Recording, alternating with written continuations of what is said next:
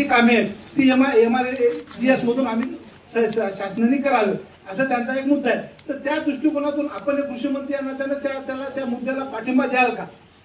त्यांनी काय मुद्दा मांडलाय अजून काही माहिती घेतलेली नाही. मामा करू नका तुम्ही. कनेक्शन मिळतच नाही. होय काय मागण्या होत्या आणि काय पूर्ण केलं आपल्याशी चर्चा झालेली आहे? त्यांचा महत्त्वाचा विषय हा लिंकिंगचा होता. अनेक कंपन्या त्यांना युरिया घेताना किंवा अनुदानित खतं ज्यावेळेस घेताना त्यांना निश्चित प्रकारे त्यांना लिंकिंग इतर खताचा जास्त प्रमाणामध्ये त्याच्यावर सक्ती करत होत्या. त्यामुळं निश्चित प्रकारे सगळे आमचे विक्रेते ते अधिक अडचणीत आले होते आणि त्यांच्यावरती निश्चित प्रकारे त्या डीलरवर शेतकऱ्यांचा दबाव होता, कृषी विभागाचा दबाव होता. त्यांच्यावरती त्यांना काही गोष्टीला सामोरं जावं लागलं. त्यामुळे त्यातून खरं त्यांचं मेन कारण लिंकिंगचा विषय होता आणि या बाबतीमध्ये निश्चित प्रकारे राज्य सरकारने एक निर्णय घेतला. शेतकऱ्यांची पण खूप मोठी मागणी होती की लिंकिंगचा जास्त आम्हाला आम्हाला अनावश्यक खतं ही दिली आमच्या माथी मारली जातात, आम्हाला दिली जातात. या बाबतीमध्ये निश्चित प्रकारे राज्याचे मुख्यमंत्री, दोन्ही उपमुख्यमंत्री यांच्याशी चर्चा करून की या बाबतीमध्ये उत्तर प्रदेशच्या धर्तीवरती जे आपले खत विक्रेते, खत दुकानदार आहेत, इथून पुढे त्यांनी फक्त ज्यांना ते अनुदानित खतेच फक्त त्यांनी त्यांच्या दुकानामध्ये ठेवावेत, दुसरी खते त्यांनी तिथं ठेवू नयेत, असा तो निर्णय झाला. त्यामुळे लिंकिंग महत्त्वाचा जो विषय होता त्या बाबतीमध्ये तो निर्णय आम्ही घेतलेला आहे आणि त्यांनी तो मान्य केलेला आहे. आणि आजपासून दुकानं पण तुम्हाला माहिती आहे की सगळी राज्यातली सुरू झालेली आहेत.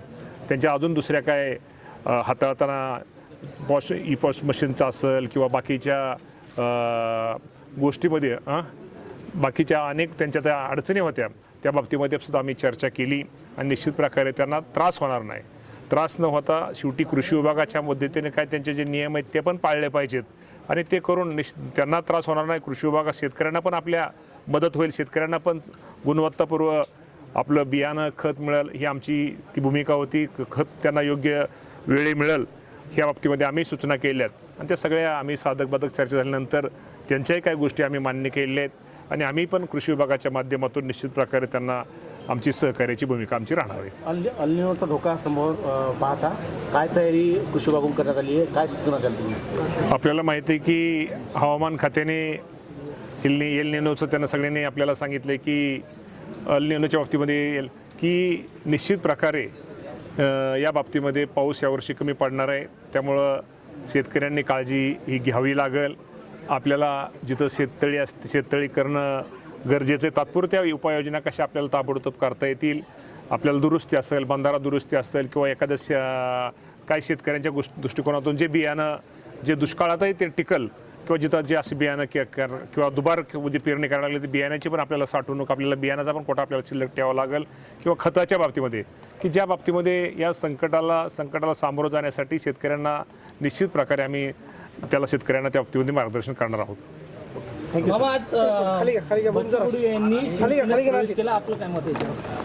आनंद आहे. आता मी तुमच्याकडूनच हे ऐकतोय. बच्चूभाऊ आमचे मित्र आहेत, आम्ही दोघे राज्यमंत्री म्हणून दोघांनी एकत्र काम केलेलं आहे.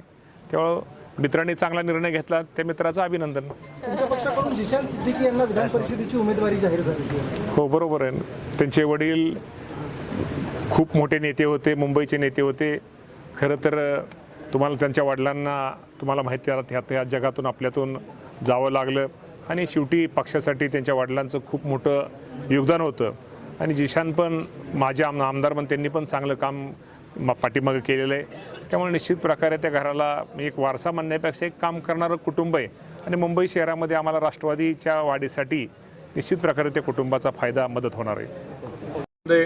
आता मी तुमच्याकडूनच हे ऐकतोय. बच्चूभाऊ आमचे मित्र आहेत, आम्ही दोघे राज्यमंत्री म्हणून दोघांनी एकत्र काम केलेलं आहे. त्यामुळं मित्रांनी चांगला निर्णय घेतला, त्या मित्राचं अभिनंदन. तुमच्या पक्षाकडून जिशान सिद्दीकी यांना विधान परिषदेची उमेदवारी जाहीर झालेली आहे. हो बरोबर आहे. त्यांचे वडील खूप मोठे नेते होते, मुंबईचे नेते होते.